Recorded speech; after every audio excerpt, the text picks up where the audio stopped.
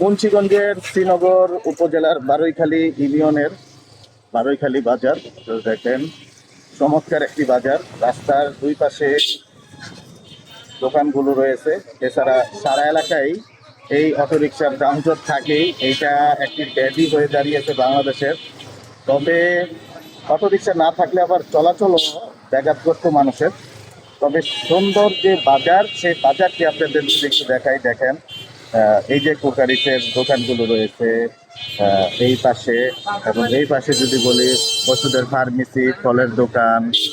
দেখেন একটি পুরনো একটি বট গাছ। এই বট গাছটি এখন অনেকটাই ডালপালা কেটে কমানোর কারণে এখন অনেকটাই চিকন হয়ে রয়েছে। তবে এই যে বাজারটি দেখেন, মূল বাজারটির ভিতরে কিন্তু প্রচুর মানুষ রয়েছে।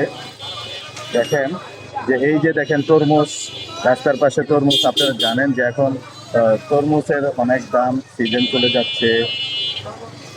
দেখেন অটোরিকশার কি একটা যানজট।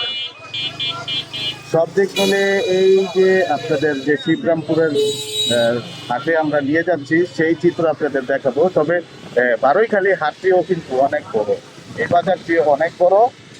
সেক্ষেত্রে আপনাদের একটু জানিয়ে রাখি, এই যে বারৈখালী বাজার, এটাও কিন্তু একটি প্রাচীন বাজার বা প্রাচীন জনপদ। এই জনপদের হিন্দু অধ্যুষিত এলাকা, হিন্দু সম্প্রদায় বেশি রয়েছে। এই যে দেখেন একটা চমৎকার একটা মন্দির রয়েছে হিন্দুদের, দেখেন কি সুন্দর। এছাড়া এই পাশে কিন্তু আপনাদের সাঁতার খাল। তবে এই এলাকায় বেশিরভাগই খাল বিক্রি হয়। এই যে দেখেন বারৈখালী ইউনিয়ন পরিষদ কমপ্লেক্স এখন বন্ধ রয়েছে, কিন্তু এই যে কমপ্লেক্সটি দেখেন চমৎকার রাস্তার পাশে। এই এলাকায় বেশি অংশই কাঠের গাছ ফেরে কাঠ বেশি বের করে থাকে, সেই মেলই বেশি থাকে।